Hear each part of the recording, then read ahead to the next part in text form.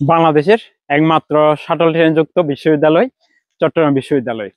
আর বাংলাদেশের আয়তনের দিক দিয়ে সবচেয়ে বড় বিশ্ববিদ্যালয় এই চট্টগ্রাম বিশ্ববিদ্যালয়। আর সৌন্দর্যের দিক দিয়ে যদি বলি, প্রাকৃতিক সৌন্দর্যের নৈসর্গিক ভূমি বলা হয় এই চট্টগ্রাম বিশ্ববিদ্যালয়কে। আমি এখন এই মুহূর্তে আছি ফরেস্ট্রি ডিপার্টমেন্টের যে রুট, ওই রোডের মধ্যেই। প্রকৃতির সৌন্দর্যের অপার যেন এই চট্টগ্রাম বিশ্ববিদ্যালয়ে দেখতে পারবেন।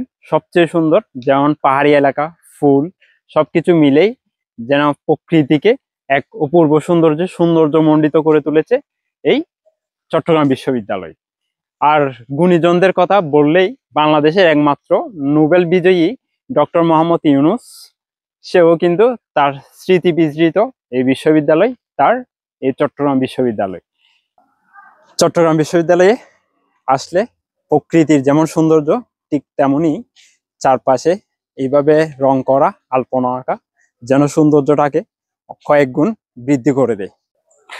1966 সালে প্রতিষ্ঠিত হয় চট্টগ্রাম বিশ্ববিদ্যালয়। বর্তমান সময়ে প্রায় 28,000-এর মতো শিক্ষার্থী রয়েছে এই বিশ্ববিদ্যালয়ে। প্রকৃতির সৌন্দর্যের এই বিশ্ববিদ্যালয়ে আপনি যতই দেখবেন, ঘোরাফেরা করবেন, ততই আপনাকে মুগ্ধ করবে। মাঝে মাঝে হয়তোবা দেখা হয়ে যেতে পারে অনেকগুলো বন্যপ্রাণীর সাথে। প্রাকৃতিক সৌন্দর্যের এই নৈসর্গিক ভূমির মধ্যেই বিশিষ্ট গুণীজন যারা রয়েছেন, শিক্ষক হিসেবে অধ্যাপনা করছেন কিংবা প্রফেসর হিসেবে অধ্যাপনা করছেন, তাদের মধ্যে উল্লেখযোগ্য কিছু নাম যদি আমি বলতে যাই, তাহলে আলাউদ্দিন আলাদাদের কথা অবশ্যই আসে। বিশিষ্ট ঔপন্যাসিক ছিলেন কিংবা প্রাবন্ধিক কবি হিসেবে স্বীকৃত ছিলেন।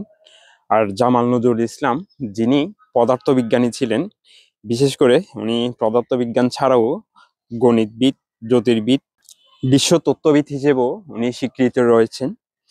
ডক্টর মোহাম্মদ ইউনূস তো আছেনই বিশিষ্ট অর্থনীতিবিদ হিসেবেই, কিংবা উনি ছাড়াও আহমদ শরীফের নাম আমরা অনেকেই জানি, বিশিষ্ট সাহিত্যিক ছিলেন।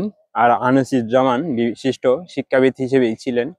এইসব গুণীজনরা এই পরিবেশের মধ্যেই ছিলেন কিংবা এই পরিবেশের সাথে জড়িত ছিলেন। বিশেষ করে প্রাকৃতিক সৌন্দর্যের এই অপার ভূমির মধ্যে আপনি যতই দেখবেন, চারদিকে চোখ যেন জুড়িয়ে যাবে। কেননা চারদিকে ফুল, লতা পাতা, বৃক্ষ, পাহাড়ের দৃশ্য সবকিছুই যেন আপনাকে মুগ্ধ করে তুলবে। আর বিশেষ করে এখানের যে আকর্ষণগুলো, সেগুলোর দৃশ্য অবশ্যই আপনারা দেখতেই পাচ্ছেন। বৃষ্টিতে যেন এর সৌন্দর্য আরো কয়েক গুণ বৃদ্ধি পেয়েছে। আশা করব মন খারাপের দিনে চট্টগ্রাম বিশ্ববিদ্যালয় ঘুরে আসা যায়, কিংবা এখানেই আপনি ঘুরে আসতে পারবেন খুব সহজে শাটল ট্রেনের মধ্যে আনন্দ করতে করতে।